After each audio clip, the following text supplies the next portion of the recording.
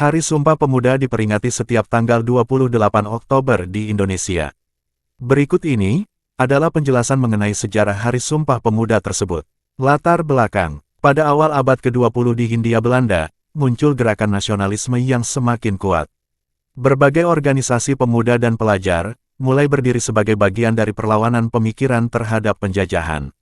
Salah satu titik awalnya adalah Kongres Pemuda pertama, yang dilaksanakan tanggal 30 April sampai tanggal 2 Mei tahun 1926 di Batavia, sekarang Jakarta. Pada kongres tersebut, dihadiri oleh organisasi pemuda dan pelajar dari berbagai daerah. Namun pada Kongres Pemuda pertama, persatuan nasional belum benar-benar tercapai. Salah satu permasalahannya adalah penggunaan istilah bahasa Melayu atau bahasa Indonesia sebagai bahasa persatuan. Untuk mendorong persatuan bangsa secara lebih konkret, kemudian digagas Kongres Pemuda kedua yang dilaksanakan pada 27 sampai tanggal 28 Oktober tahun 1928 di Batavia.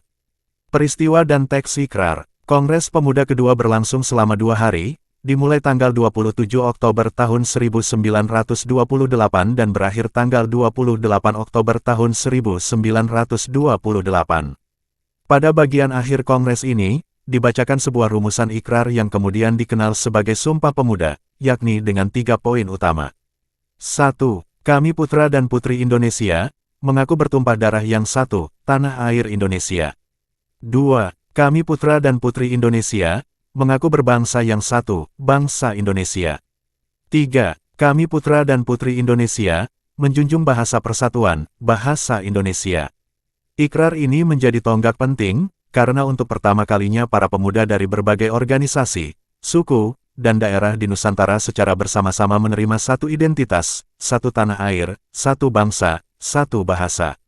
Tokoh dan organisasi terlibat. Panitia dan peserta kongres terdiri dari berbagai organisasi pemuda seperti Jong Java, Jong Sumatranenbon, Jong Celebes, Jong Ambon, serta organisasi pemuda lainnya. Berikut beberapa tokoh utama dan lokasi persidangan Kongres Pemuda kedua, yang melahirkan Sumpah Pemuda pada tanggal 28 Oktober tahun 1928. 1. Sugondo Joyopuspito. Beliau menjabat Ketua Kongres Pemuda kedua. Pada sidang terakhir, beliau membacakan naskah ikrar, Sumpah Pemuda. Lahir di Tuban, mengambil peran penting dalam mempersatukan organisasi pemuda dari berbagai daerah. 2. Muhammad Yamin. Beliau menjabat Sekretaris Kongres Pemuda kedua. Ia berperan dalam merumuskan dan menuliskan naskah ikrar Sumpah Pemuda. Anggota organisasi pemuda dari wilayah Sumatera, Jong Sumatranenbon. 3. R.M. Joko Marsaet. Beliau menjabat Wakil Ketua dalam kongres tersebut, mewakili organisasi Jong Java. Beliau salah satu tokoh yang turut menyusun panitia kongres. Catatan tokoh lain. Beberapa tokoh lainnya yang terlibat penting, antara lain, Sarmidi Mangunsarkoro, Sunario Sastrowardoyo, Amir Syarifuddin, Yohanes Leimena, dan lain-lain. Lokasi persidangan. Berikut 3 gedung yang menjadi tempat sidang dalam Kongres Pemuda kedua. Gedung Katolieke Jongenlingenbon, KJB. Sidang pertama diselenggarakan di gedung ini, pada tanggal 27 Oktober tahun 1928. Lokasi, sekitar Lapangan Banteng, Jakarta Pusat. Dalam rapat ini, dibahas mengenai faktor persatuan seperti sejarah, bahasa, hukum adat, pendidikan, kemauan. Gedung OS Java Bioskop. Sidang kedua, dilaksanakan pada tanggal 28 Oktober tahun 1928 pagi di gedung ini. Lokasi, Jalan Medan Merdeka Utara, dulunya Koningsplein Noord. Tema pembahasan, pendidikan nasional bagi pemuda dan anak. Gedung Indonesische Club Gebouw, sekarang Museum Sumpah Pemuda. Sidang ketiga dan pembacaan akhir ikrar Sumpah Pemuda, dilakukan di gedung ini, pada sore tanggal 28 Oktober tahun 1928. Alamat, Jalan Keramat Raya nomor 106 Jakarta Pusat. Makna dan dampak, ikrar ini menjadi salah satu tonggak penting, dalam perjalanan perjuangan kemerdekaan Indonesia, karena menyatukan semangat dari pemuda seluruh Nusantara dalam satu kesepakatan kebangsaan.